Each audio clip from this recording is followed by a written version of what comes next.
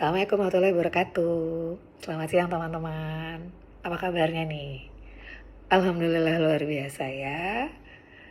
Oke, di kesempatan kali ini alhamdulillah kita bisa berkumpul nih di aula ya. Setelah pelayanan gitu ya. Mungkin masih pada capek ya gitu ya. Tapi alhamdulillah luar biasa menyempatkan waktunya ke sini ya.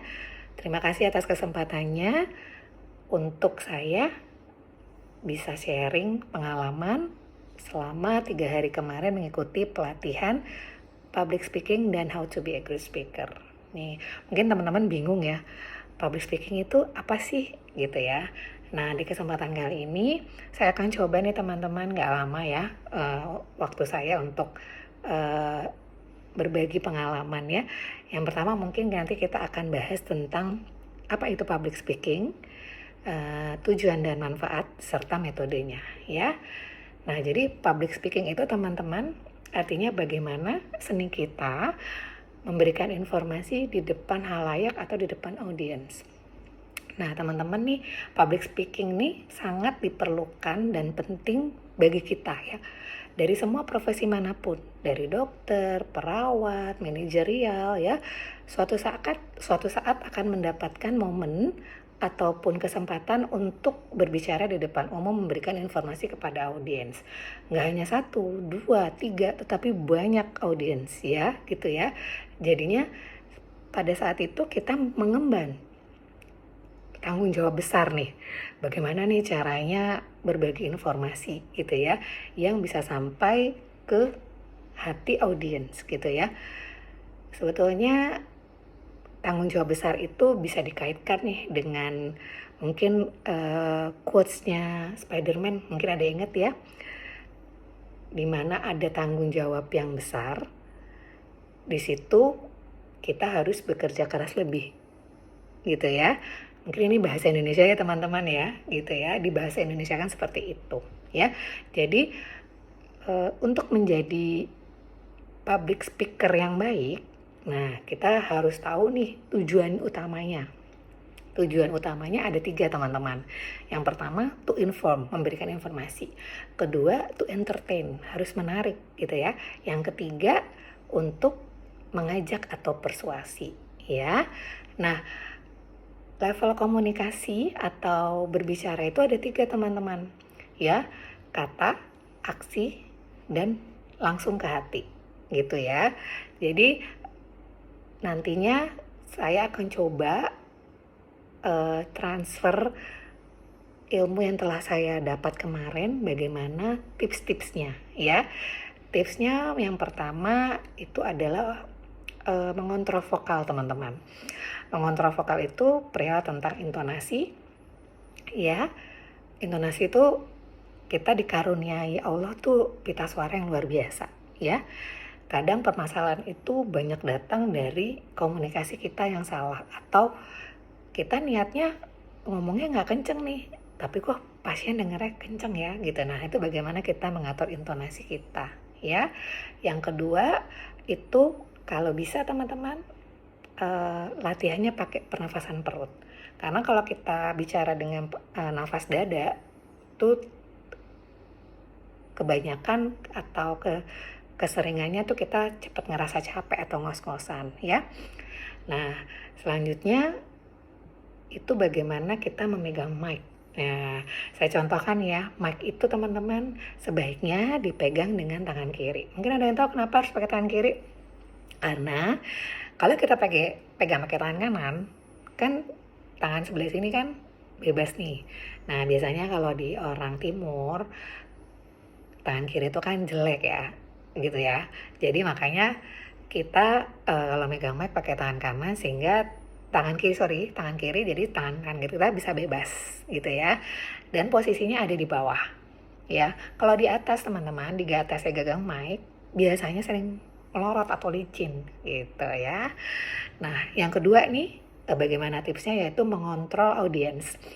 Mengontrolnya itu bagaimana? Yang pertama tentang bagaimana kita bergerak nih sebagai yang di depan. Sebagai pembicara kita nggak boleh nih teman-teman bergerak ke sana kemari. Nanti kalau kita terlalu lincah, bingung nih audiensnya gitu ya. Jadi bergerak seperlunya gitu ya.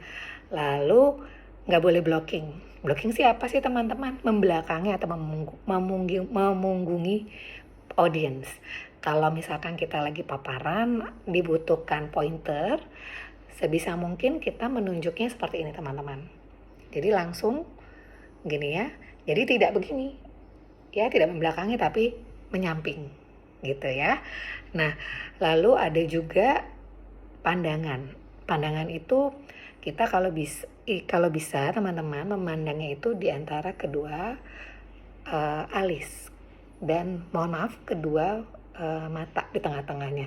Jadi jangan langsung ke matanya nih teman-teman. Pasti grogi kalau misalkan memandangnya langsung ke mata gitu ya. Itu bisa disebut namanya commando side dan social side ya. Baik, yang ketiga tadi kedua ya. Yang ketiga itu two-way communication, dua arah. Nah, bagaimana terciptanya dua arah komunikasi? Itu dengan mengajukan pertanyaan. Ada dua nih pertanyaan terbuka dan tertutup. Pertanyaan terbuka itu apa sih teman-teman? Itu yang membutuhkan jawaban lebih dari 3 kata ya. Biasanya gimana caranya kita mancing orang supaya lebih banyak omong dengan pertanyaan bagaimana ya, dan apa dan kenapa ya. Kalau kita tanya pakai pertanyaan tertutup yang biasanya kita cuma jawab iya, tidak, nah itu kan tidak menimbulkan suatu timbal balik ya. Kita pengennya kalau ngobrol tuh tektok gitu ya. Nah, yang keempat body language atau bahasa tubuh nih teman-teman ya. Bahasa tubuh kita nih kalau di depan harus yang sigap ya gitu ya. Kalau misalkan kita melihat banyak pemimpin-pemimpin di dunia, biasanya teman-teman mohon izin mereka posisi tangannya seperti ini. Seperti ini. Ya. Gitu ya di depan. Nggak begini teman-teman, ini dilarang kalau seperti ini ya. Atau masukkan tangan ke kantong celana ya, itu juga tidak diperbolehkan. Nah, selanjutnya yang nggak kalah penting, yang nomor 5 adalah facial expression, ekspresi wajah ya. Kita harus menjadi diri sendiri teman-teman ya, tidak menjadi orang lain saat kita membawakan diri kita di depan umum. Nah, baik, itu skillnya nih tentang public speaking ya. Moga-moga teman-teman nih bisa mempraktekkan apa yang saya bagikan di siang hari ini. Mungkin bisa saya rangkum nih teman-teman ya. Bagaimana caranya untuk menjadi seorang public speaking yang baik. Yang paling utama adalah semangat untuk memberi ya, memberi informasi dan confidence atau percaya diri ya.